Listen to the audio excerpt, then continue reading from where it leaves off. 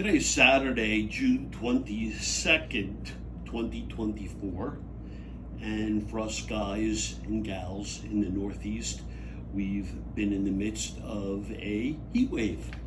Wow, it's been a cool week actually. It's, pun intended with the cool. It's been hot, but nice. But in the last couple of weeks, there have been a variety of, if you will, high-profile deaths. And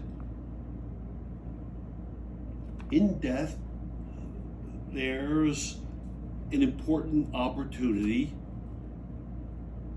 to reflect, to honor, and while a lot has been done, and you might say, I know that, I heard this, I want to do it my way and reflect and discuss some deaths and some other things that I'm lumping in to that category, the obituary category right now. Okay, so let's start. So let's start with Jerry West. The logo passed. Jerry epitomized class, elegance, competition. I never saw Jerry West play before my time. Obviously, I saw videos, but he was fabulous. You go and you look, and it harkens back to a time long ago, a different game, even, if you will, and no three-point shot. But boy, those Lakers were scoring over 120 points a game. Think about that. No three-point shot. They were Elgin Baylor, Will Chamberlain. They were what an exciting time, and it helped establish the Lakers. Jerry West wound up being an excellent recognizer of talent on the court for players, coaches, back office. He was a great evaluator. And he epitomized life as an NBAer. From the lab, creating his own game, to the shop floor where he was doing it all, to the back office where he was just a fabulous executive. He harkens to a bygone era. Just before Mr. West, another NBA great, Bill Walton, died. What a mountain of a man, what a tremendous player, what a tremendous career, what a giant of a Grateful Dead fan, and thoughtful, an anti-war advocate, an espouser of approaching and enjoying and appreciating life in every single moment, which is hard to do. It was uplifting, and I super appreciated the thoughtful, reflective, and kind without ever trumpeting religion. Thank God. All right, let me get underneath the covers now. And yes, even during these hot evenings, and yes, I have the AC going, but it's so nice to have covers at night. Even last night, I say to myself, it's hot as hell, but it's so nice to have comfortable feet under the Kangapota covers. Willy Mays passed.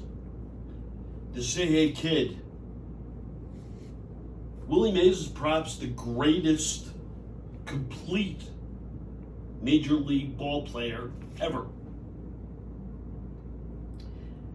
And what's so interesting is in this new era of bandbox stadiums and all or nothing home run swings, my goodness, by the way, they had to ban the shift because major league players couldn't hit the ball the other way. They couldn't even bunt the ball the other way. They had to ban the shift. It's just, what a sadness. The old school guys just laugh. But here's Willie, who amassed, I think it was 660, but he had a couple of years off because he served in the military. So he was going to amass 700 home runs and 3,000 hits.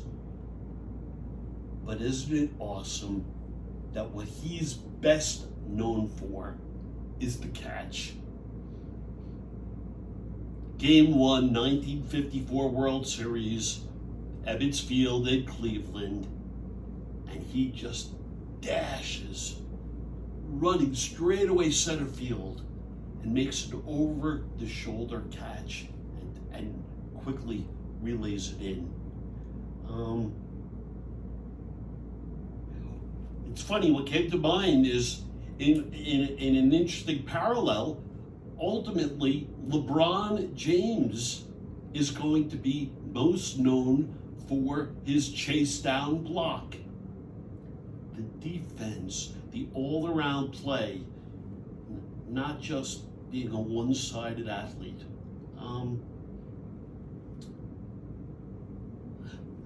And, yes, my feet are so comfortable. See how it drapes? The canopy is designed so that your feet enter from underneath, and they're able to just stay at a right angle. Yeah, it's touching my toes, but it's gently draping. There's no pressure. It eliminates the pressure. By the way, for those who can't even tolerate the touching of the sheet, gout, neuropathy, arthritis, and there are plenty of you, we don't have it yet. It's coming, but we're going to have styrofoam that fits to just even make this a little bit more bridge-like. But that's coming. I'm just giving you a little advance notice. I was going to give a very cute, personal little story because it's hard when you get a look and reflect on Willy Mays. Say Hey Kid. That's probably one of the most famous nicknames in the history of all sports. But what it brought to mind for me was I had the pleasure for about 6 months a few years ago, 5 years ago, time flies, right? It was before the pandemic. But Alfonso Soriano was my basically next door neighbor. And by the way, he's charming, he's lovely and handsome as hell, and he likes being called Alfonso, not Sorry. But where I'm going with this is Alfonso used to always say, "Que lo que," and so he wasn't the say hey kid. He was the que lo que guy, and he taught it to me, and I love it. I've incorporated it into my repertoire. So thank you, Alfonso. Okay. Moving along. Donald Sutherland just passed. And what a remarkable, really mountain of a man and character actor. And what's crazy is today's youth, they probably only know him as President Snow in the Hunger Games, or as Kiefer Sutherland's dad. And both are cute and both are right. But this man's career spanned basically 60 years. He was in 200 movies. He just played part after part. And he was an artist, and he was committed, and he took pride in his craft and tried to find the beauty in every character that he played.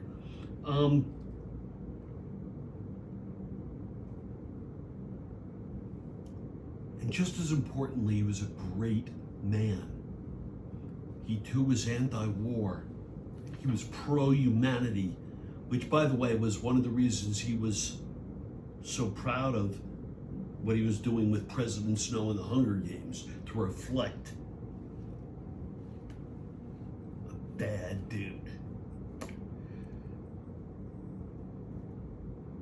Of course, I saw Donald Sutherland in so many roles over so many years, and rather than taking off 30 dozen in Ordinary People, rather than doing that kind of thing for me, and it's cute, and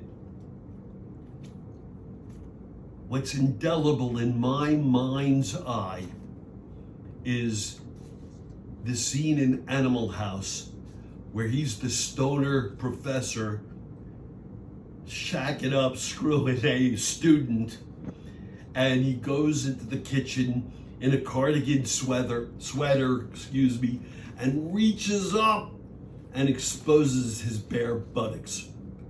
It was a great moment, still a great moment. Yes, Donald was Canadian. Goodbye to the Dallas Mavericks. I know losing in the finals isn't exactly a death, and hearty congrats to the Celtics. But I wanted to take one more moment to reflect on Luka. And you know I'm an NBA fan, and you've heard me speak a lot on Luka. So I'm going to do it one more time in defeat. The man is extraordinary. The Celtics won because they were just better. It wasn't even close. Deeper, larger, more experienced, stronger. Sure, the Mavs made some great late season, cobbled together trades. That kind of worked. But that's what the Mavs were. Beautifully constructed Band-Aids. I discussed Kyrie Irving months ago. As I described him as a gilded anchor. And I feel similarly. Kyrie, my opinion, in the finals was a distraction. He once again made everything all about him. His emotions and his feelings going back to Boston, and how he's grown as a person, and he's matured, and blah, blah, blah. Granted, he didn't say the world is flat. Granted, he didn't say anything anti-Semitic. He's grown and matured. But boy, he was outplayed. He was a negative. He's too small on both sides of the floor, and certainly against Boston. When you're being covered by 6'6" and 6'8" people, and you're 6'2" or whatever he is, it's tough. I got it, it's tough. But he had shots and he missed. Defensively, they just picked on him.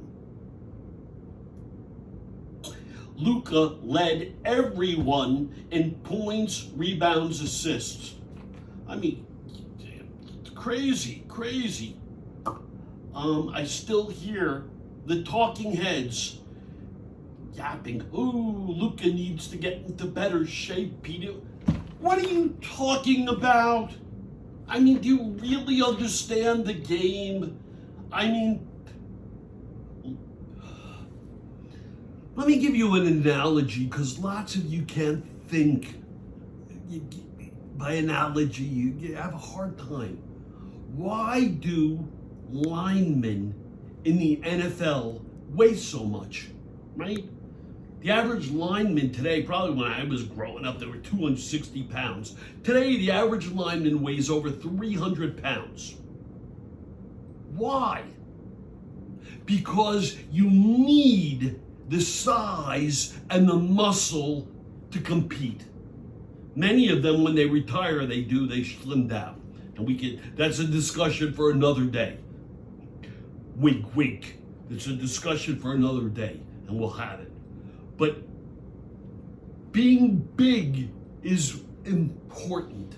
Now, sure, maybe you can't maybe you can't run like a wide receiver, but boy, a wide receiver isn't going to run by you because they're going to get knocked flat. You understand? So Luka is carrying on his 6'7", 6'8" frame muscle. He plays every game. He doesn't get, he hangs in there. He's not so thin or finely tuned or where every bump or he's going to be done. No, he's in there and he's grinding and he's rebounding, and people always forget about rebounds, how important rebounds are. They're a critical component of defense.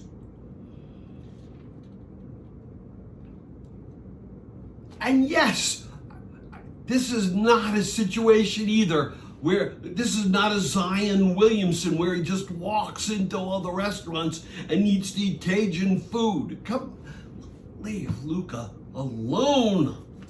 Man, it's extraordinary. Appreciate him. Okay, moving on. It's too bad I'm in New York. I know some people are going to have to find a problem. We're not even done with June. I was thinking once upon a time, I was there. I was in Yankee Stadium. I used to be a season ticket holder for many, many years. And we serenaded the incredibly powerful Seattle Mariners and the icon Ichiro Suzuki out of the stadium with Sayonara. Okay, Sayonara. I keep giving an extra clap like I'm a retard, but that's what we were doing. And it was fabulous. It was just a fun moment. I think I got so excited I couldn't even clap properly. Today, while it's early, I think it's time to say sayonara to the New York Yankees for 2024.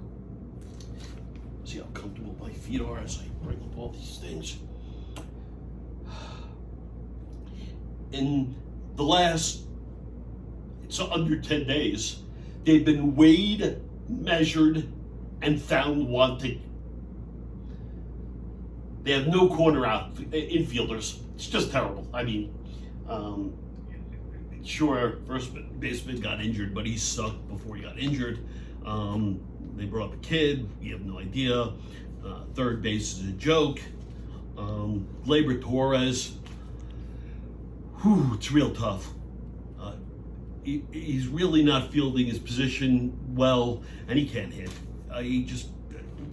That was supposed to be his calling card, and he's really an all or nothing. He just doesn't put the ball in play. It's real tough. And the catcher has the worst arm in the league. Okay, he can frame pitches. And we're getting to a point where we're going to have, robots calling pitches, so framing might... But you got to be able to throw the ball. And pitchers can't hold people on. He can't throw them out. How many bases were stolen the other night? 9 bases. And I mean, it's insane what the Red Sox did. They just ran roughshod over the Yankees, and now Atlanta's beat. So, and by the way, Juan Soto's been found wanting. Come on, Juan Soto. Yeah, it was a well-hit line drive right over his head. Come on. And by the way, that would never have gone over Aaron Judge's head. All right. So with the sayonara Yankee stuff, George Steinbrenner, for those of us who remember, he wasn't a great guy, but he was a great Yankee owner. He really put great teams out there. Okay. See, I'm just relaxing. I'm talking, but the feet are just lying comfortably. I couldn't do it in a tight sheet if I had to point my toes like this. It'd be very, very uncomfortable. Okay. You know what? I'm going to continue that another time. I've been talking for a long time. But where I do want to end with is, I moved into Juan Soto. Juan Soto is going to make close to $500 million. And that amount of money it's beyond, it's extraordinary. Good for him, good for what. But where I'm going with this is, does it really matter at that level whether you make $40 million a year or you make $50 million a year? I mean, the numbers are so staggering, and we've gotten into this game of, it's a game. I have to extract more. I need this much. I have to get this. Get your bag. And by the way, Kendrick Perkins, love you, but get your bag. I hate that from you.